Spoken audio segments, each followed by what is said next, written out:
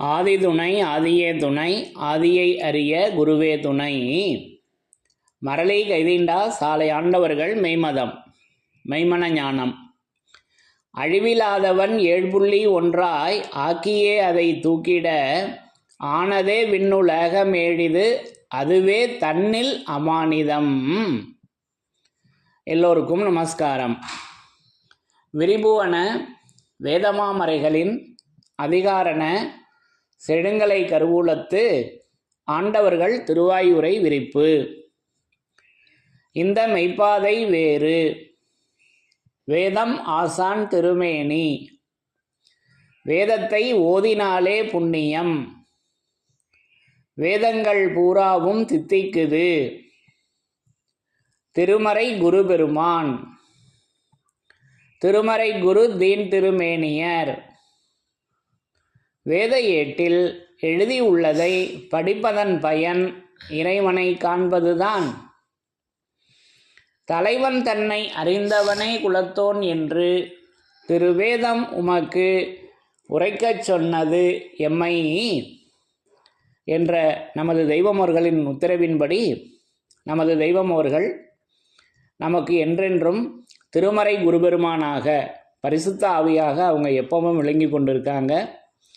அப்போது அந்த தெய்வ திருமறையிலிருந்து யமனை வென்ற திருமறையின் சிறப்புகளை ஒவ்வொன்றாக அந்த அருள்வர்ஷிப்புகளை வேத வாக்கியங்களாக ஒவ்வொன்றாக படித்து தரிசனம் செய்து வருகிறோம். அதன்படி இன்றைக்கு நான் எடுத்துக்கொண்ட பதிவு நம்முடைய திருமைஞான குரலிலிருந்து ஒரு திருவாக்கியத்தினை எடுத்துக்கொண்டேன். அப்போ இன்றைக்கு இந்த பதிவிற்காக எடுத்துக்கொண்ட திருவாக்கியம் நம்முடைய திருமைஞான குரல் வேதத்திலிருந்து நூலிலிருந்து ஒரு திருவாக்கியத்தினை எடுத்துக்கொண்டேன். அப்போ இந்த திருவாக்கியத்தில் எப்படி நமது தெய்வம் அவர்கள் நமக்கு வருகின்ற அந்த யமபடரின் ஆபத்தினை மாற்றி சொர்க்கபதியில் ஆக்கி வைக்கின்றார்கள். திருமறையாக விளங்கி கொண்டு எவ்வாறு நம் எல்லோரையும் சொர்க்கபதியில் ஆக்கி வைக்கின்றார்கள் என்ற அந்த ரகசியத்தை இங்கே எடுத்து பேசி வர்றாங்க. முதல்ல வாசகங்களை படித்து தரிசனம் செய்யலாம். பிரம்மோதய மெய்வழிச்சாலை ஆண்டவர்கள் திருவாக்கியம். திருமைஞான குரல் திருவாக்கியம் எண் 3 பக்கம் எண் 36. சாதிகளின் கர்த்தாவே, இவ்வாறு இறைவனின் சன்னதம் பெற்ற ஒரு தவமேருவின் இரக்கத்திற்கு பாத்திரமாகிற நற்குணம் உனக்கு வருவதற்காக வேண்டியே உபதேசம் என்று சொல்லி கண்ணில் கண்டதையெல்லாம் சொல்லி வைப்பார்கள். இந்த உபதேசம் அத்திருமேனியரின் ஒரு ரோமத்திற்கு கூட சமமாகாது.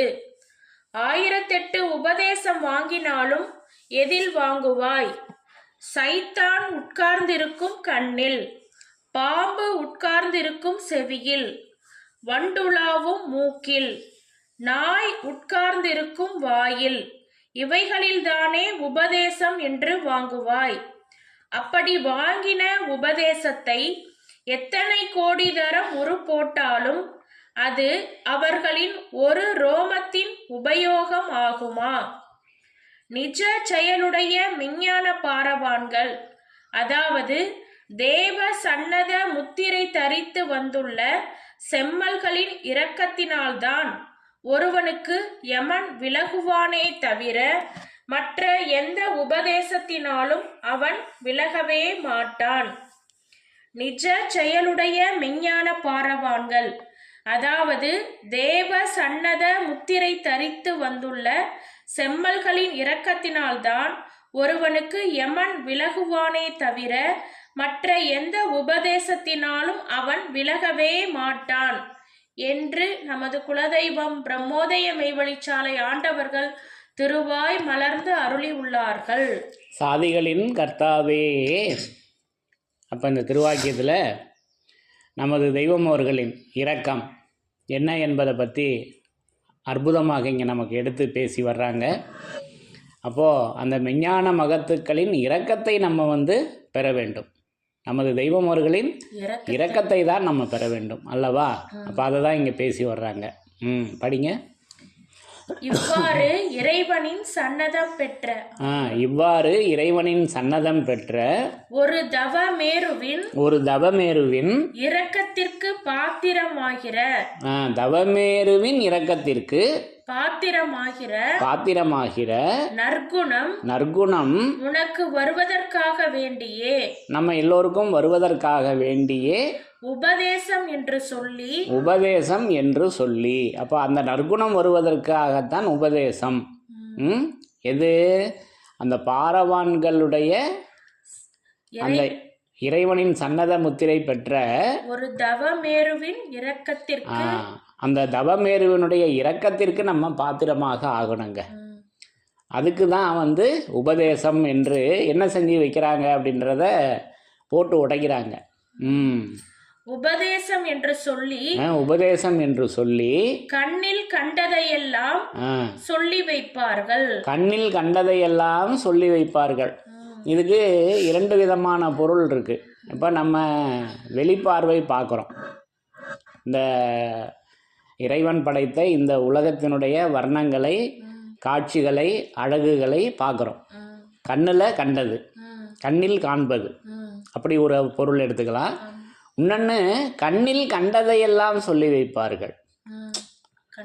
கண்ணுக்குள்ள இது இருக்கு, அது இருக்கு, என்ன இருக்கு அப்படின்னு. அப்போ ஒருத்தருக்கு பார்த்தா மஞ்சக்காமால வந்தவருக்கு கண்ணு மஞ்சளாக இருக்குது, ஒருத்தருக்கு அடிபட்டுருச்சுன்னா கண்ணு சிகப்பாக இருக்குது, ரத்தமாக இருக்குது, சிகப்பு கலரில் இருக்குது. இப்படி எத்தனையோ வர்ணங்கள் இருக்குது அதில். அப்படி தான் அது வரும். அது இந்த மாமிச தேகம். அதில் கடைசியில் என்ன இருக்கான்னா, அந்த என்னோட கண்ணில் சைத்தான் தான் குடியிருக்கான். அதை தான் இங்கே தெய்வம் சொல்லியிருக்காங்கல்லவா, என் கண்ணில் என்ன இருக்கான்? சைத்தான் தான் இருக்கான். இப்படி அந்த இதை சொல்லி வராங்க. அப்போ இதை நம்ம பூரண புதையல் நமக்கு அங்கே ஒரு ரகசியத்தை போட்டு உடைக்கிறாங்க.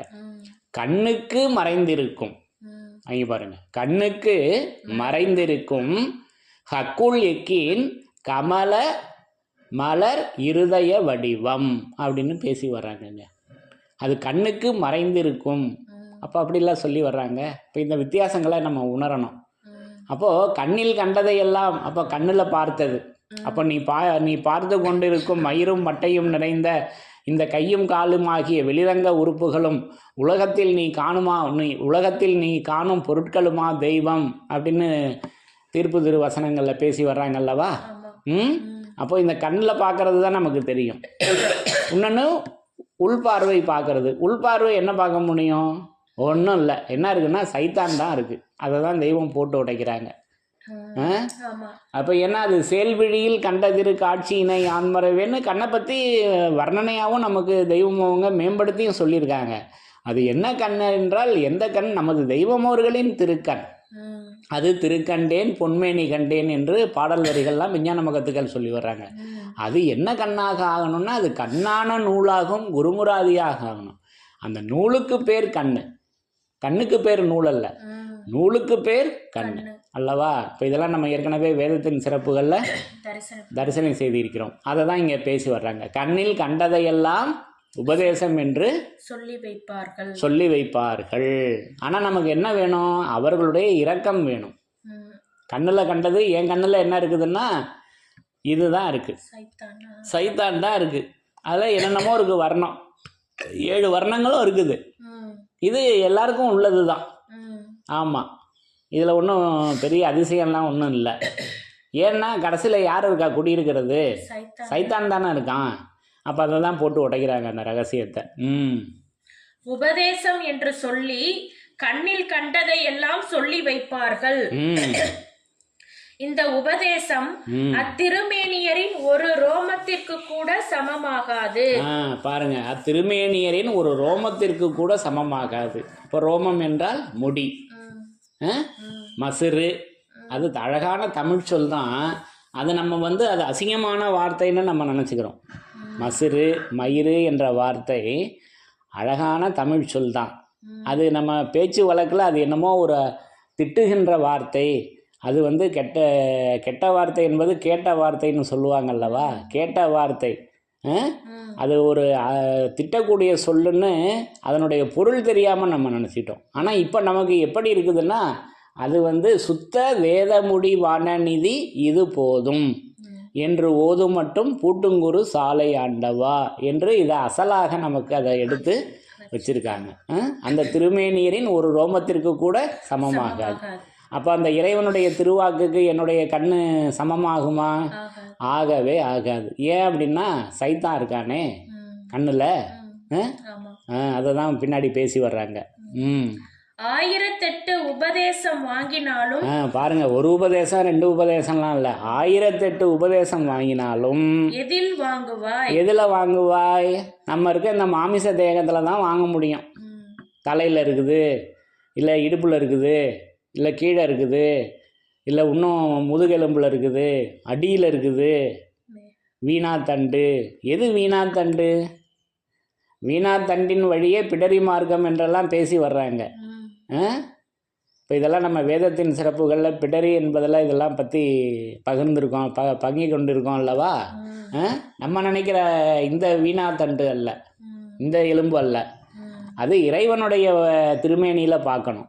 இறைவனுடைய திருமேனி இப்போ வேதமாக இருக்குது, அதில் ஒரு வீணாத்தண்டு இருக்குது, அதில் பிடரி, அந்த பிடரி மார்க்கத்தில் அவங்க எப்பவும் விளங்கி கொண்டு இருக்காங்க. 1008 உபதேசம் வாங்கினாலும் எதில் வாங்குவாய்? 1008 உபதேசம் வாங்கினாலும் எதில் வாங்குவாய்? சைத்தான் உட்கார்ந்திருக்கும் கண்ணில். பாருங்க, கண்ணில் யார் உட்கார்ந்துருக்கா? சைத்தான் இருக்கான். சைத்தான் உட்கார்ந்திருக்கும் கண்ணு. அடுத்து பாம்பு உட்கார்ந்திருக்கும் செவியில். பாம்பு உட்கார்ந்திருக்கும் செவி. அதுதான் வணங்காமுரண் செவி கணவாயா இருக்கு. இரு செவியும் உயிர் துளையாக இருக்க வேண்டிய செவியில யார் உட்கார்ந்துருக்கா? பாம்பு உட்கார்ந்துருக்கு. அப்போ பாம்புக்கு காது இல்லை, அதனால் அதுக்கு சொல்கிறதே கேட்காது. அதனுடைய தன்மை என்ன அப்படின்னா, உடனே பாம்பு வந்து உட்கார்ந்துருக்குதா?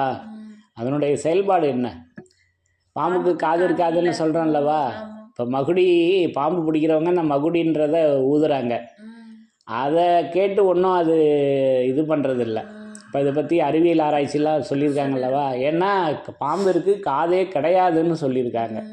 அப்போது ஆய செவி செவிடர் என்றது யாருக்கு ஆச்சு? அமுதகலை ஞானபோதத்தில் பேசி வர்றாங்க. ஆய செவி செவிடர் என்பது யாருக்கு ஆச்சு?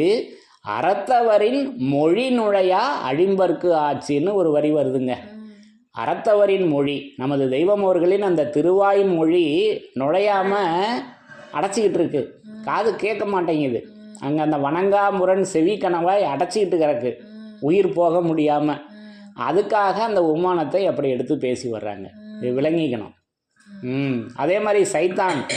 யார் சைத்தான்? இப்லீஸு. இறைவன் வேதத்தில் திட்டவட்டமாக அறிய வேண்டும் என்று சொல்ல, திருவருட்குறள் 253ல், ஆகவே நம்முடைய தலைக்கடமை நாம் அந்த அகமியத்தை, பிரணவத்தை, மூலமந்திரத்தை கட்டாயம் அறிய வேண்டும். இறைவன் வேதத்தில் திட்டவட்டமாக அறிய வேண்டும் என்று சொல்ல, அதற்கு மாறாக அறிய முடியாது என்பவன் இப்லீஸு. அந்த இப்லீஸுக்கு தானே சைத்தான்னு பேர். அப்போது சைத்தான் யாருன்னா என் மனம்தான். நம்மளுடைய மனத்துக்கு பேர் சைத்தானாக இருக்குது. அப்போது வேதத்தில் திட்டவட்டமாக அறிய வேண்டும் என்று நமது தெய்வமோர்கள் சொல்லியிருக்க, அதெல்லாம் வேதத்தால் முடியுமா அப்படின்னு ஒரு கேள்வி எழுமுச்சுன்னு வச்சுங்க. அப்படி சொல்கிற ஆளுங்களுக்கு பேர் சைத்தான். அவங்க தான் அந்த கண்ணில் உட்காந்துக்கிட்டு இருக்காங்க. அவங்களுக்கு அந்த பார்வை தெரியாது. வேதத்தில் உள்ள வாசகங்கள் அவங்களுக்கு அந்த எதிர்மறை வாசகங்கள் தான் தெரியும். வேதத்தில் சத்தும் அசத்தும் கலந்துருக்கிறது. நமக்கு சத்து மட்டும் தெரியுது, அவங்களுக்கு அசத்து மட்டும் தெரியுது. வித்தியாசம் இதுதான், வித்தியாசம் இதுதான். அதுதான் சைத்தான்னு சொல்லி வர்றாங்க. அப்போ கண்ணில் சைத்தான், காதில் வந்து பாம்பு, செவியில் வந்து பாம்பு. அடுத்து வண்டுலாவும் மூக்கில். வண்டு உலாவுகின்ற மூக்கு. அப்போ வாசனை வந்து இந்த மூக்கில் தான் தெரியும், அது உலக வாசனை. அப்போ உலகத்தில் உள்ள வாசனை எல்லாம் நகல். இப்போ மண்ணு கோளறி மந்திர வாசனை அல்லவா? இப்படிலாம் அதை பிரித்து வச்சிருக்காங்க. அது மூக்கு உலாவுகின்ற, வண்டுலாவும் மூக்காக இருக்குது. நாய் உட்கார்ந்திருக்கும் வாயில். ஆமாம், வாயில் நாய் உட்கார்ந்து இருக்குது. இப்போ ஒரு பழமொழி ஒன்று சொல்லுவாங்கல்லவா, 40 வயசு தாண்டிட்டோம்னா நாய் மாதிரியே பேசிகிட்டு இருக்க, பேசண்டே பேசிகிட்டு இருக்க அப்படின்லாம் சொல்லுவாங்க. அது நினைவில் வருது, உலக வாழ்க்கையில் வருது. ஆனால் இங்கே மெஞ்ஞானத்துக்கு வந்துட்டோம்னா இறைவனுடைய அருள் வருஷப்ப அதை பேசிட்டு தானே இருக்கணும் அல்லவா? ஆமா. இப்படி நான் அந்த வித்தியாசங்களை உணர்கிறேன். அப்போ நாய் உட்கார்ந்திருக்கும் வாயில் இவைகளில் தானே உபதேசம் என்று வாங்குவாய். ஆமா, எப்படி இந்த 1008 உபதேசம் வாங்கினாலும் இந்த பாகத்துல தானே வாங்கணும். இல்லைன்னா உடம்புல முதுகெலும்புல இருக்குது, அங்கே இருக்குது, இங்கே இருக்குது, பிடரியில் இருக்குது, நெத்தியில் இருக்குது, அந்த மூளைக்குள்ளே இருக்குது அப்படின்னு ஏதோ ஒன்று சொல்லுவாங்க. ஆக மொத்தத்தில் வந்து நம்முடைய இந்த அழிதேகம் எவ்வளவு நாள் இருப்பினும் இடைஞ்சல், கவலை, சலிப்பு இவைகளையே சதா அனுபவித்து இறுதியில் நாதியற்று யமன் கையில் நம்மை உட்படுத்தி விடுகிறது என்று பேசி வர்றாங்க. திருமஞான குரல் 51வது வாக்கியத்தில், இதே நூலில் 51வது வாக்கியத்தில் அழிதேகம்னுட்டாங்க. அழிதேகத்தில் உள்ள கருவி குலங்களை தான் சொல்லுவாங்க. அதுதான் தெரியும். கடைசியில் இந்த தேகத்தில் உள்ள லட்சணத்தை தான் சொல்லுவாங்க. ஆமாம், நீ இன்று இருக்கும் இந்த தேகம் ரத்தம், மாமிசம், கொழுப்பு நிறைந்து நாரி அழுகி போகின்ற தேகம். இப்போ இதெல்லாம் நம்ம மாமிச தேகம், மாமிச தூளம், மாமிச உடம்பின் லட்சணங்கள் என்ற பகுதியில் விரிவாக இதை பற்றி பகிர்ந்து கொண்டிருக்கோம் அல்லவா? அப்படி வாங்கின உபதேசத்தை எத்தனை கோடி தரம் உரு போட்டாலும் அது அவர்களின் ஒரு ரோமத்தின் உபயோகம் ஆகுமா? வேதவாசகத்தை உரு போட்டா கிடைக்கும். ஏன்னா அவர்களுடைய நாமத்தை சொல்லுவதே முக்தி. இதே திருமஞான குரல். நம்ம அந்த அழிஞ்சு போகிற மாமிச தேகத்தில் உள்ள கருவிய பொருட்களை வந்து உபதேசம் என்று காட்டி தருகின்ற அந்த பொருட்களை வந்து உருப்படுவதனால என்ன கிடைக்கும்? அவர்கள் ஒரு ரோமத்து அளவு கூட உபயோகம் வராது. ஒன்றுத்துக்கும் உபயோகம் இல்லை. இதனால அந்த வித்தியாசங்களை நம்ம உணரணும். நிஜ செயலுடைய மெஞ்ஞான பாரவான்கள், அதாவது தேவ சன்னத முத்திரை தரித்து வந்துள்ள செம்மல்களின் இரக்கத்தினால்தான் ஒருவனுக்கு யமன் விலகுவானே தவிர மற்ற எந்த உபதேசத்தினாலும் அவன் விலகவே மாட்டான். அப்ப இதையெல்லாம் சொல்லி வந்து அப்ப யமன் எதுக்குப்பா விலகுவான் அப்படின்னு அந்த சூட்சும ரகசியத்தை இங்க இந்த 2 வரியில போட்டு உடைக்கிறாங்க. இன்னொரு தடவை படிங்க. நிஜ செயலுடைய மெஞ்ஞான பாரவான்கள். நிஜ செயலுடைய, பாருங்க, நிஜ செயல். அப்ப வேதங்களின் நிஜ செயலும் அவைகளை படைத்த இறைவனும் ஒன்றாகவே இருக்க வேறொருவனை அந்நியன், கீழ்ஜாதிக்காரன் என்று நினைப்பது எதுவரைக்கும்? இந்த மனித தூளம் இருக்கும் வரை அவ்வாறு நினைக்க வரும். ஏனெனில் இந்த தூளத்திலே வைத்துத்தான் ஏற்றத்தாழ்வு இருக்குது. இந்த உடம்புல தானே இருக்கு ஏற்றத்தாழ்வு. பரிசுத்தாவிக்கு போயிட்டா கிடையாது. அதை தான் இங்கே பேசி வர்றாங்க. நிஜ செயல். அப்போ அது நிஜவேதம் அங்கா பிசகாது இங்கே.